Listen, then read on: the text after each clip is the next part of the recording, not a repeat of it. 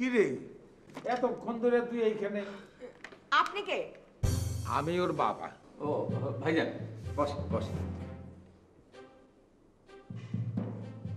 আপনি জানেন আপনার ছেলে কি করেছে? জানি। জানেন মানে? মানে ওর ওই শর্টকাট সিস্টেমের ওই লাল বালতিটা আপনাদের বারান্দায় আটকে গিয়েছিল, সেটা নেবার জন্যই শুভ এখানে এসেছি। আপনি জানেন আপনার ছেলে এই বালতি দিয়ে প্রেম নিবেদন করে? বাবা, তুমি উপরে যাও, আমি ওনাদের সাথে কথা বলছি। হ্যাঁ বাবা, আমি যাই, তুমি থাকো। ওনারা সবাই কেমন যেন অতিমাত্রায় সন্দেহপ্রবণ। আমি নাকি এই বালতি ফেলে। ঠিক আছে, তুমি উপরে যাও, আমি ওনাদের সঙ্গে কথা বলতেছি। তো যাই বাবা।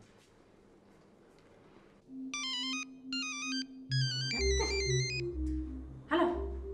এই আমি হ্যাঁ, আমি কে? আমি তোমাদের ছাদে। তুমি আমাদের ছাদে কি করছো এখন? আরে না, পাশে অনেক সমস্যা চলছে, অনেক ঝামেলা।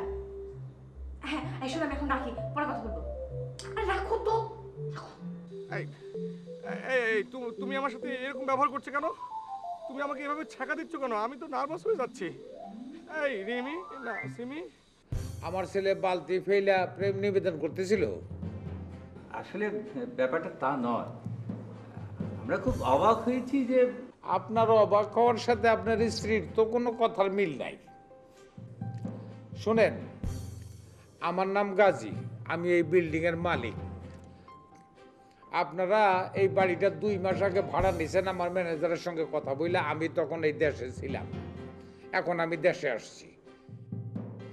এরপর কোনো কথা আমার সাথে বা আমার ছেলে শুভর সাথে যদি কোনো কথা বলেন, খুব বুঝে শুনে বলবেন, ঠিক আছে?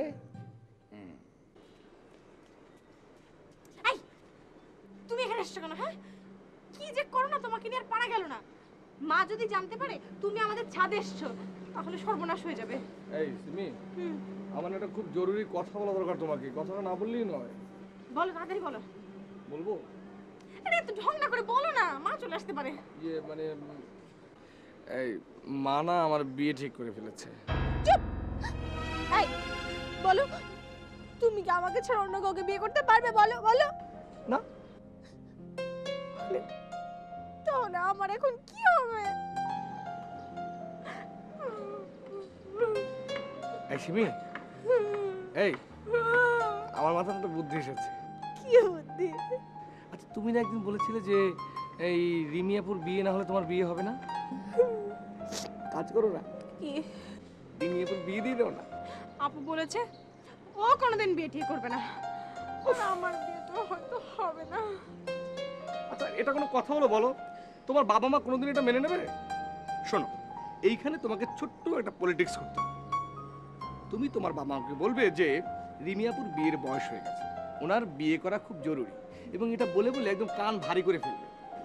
তারপর দেখবে তোমার বাবা মা খুব শীঘ্রই রিমিয়াপুর বিয়ে দিয়ে দেবে। বাহ, তোমার মাথায় তো দারুণ আইডিয়া এসেছে। তুমি জানো ও কি বলে? আই হেট লাভ। ও নাকি সারা জীবন আনম্যারিড হয়ে থাকবে। দেখ, এটা কোনো কথা হলো নাকি? এভাবে করে তো হবে না। তোমার আপু তো আইবুড়ি হয়ে যাবে। তোমার আপুকে আমি বিয়ে দিয়ে ছাড়বই ছাড়। আচ্ছা বাবা, ঠিক আছে ঠিক আছে। সর্বনাশ। কি?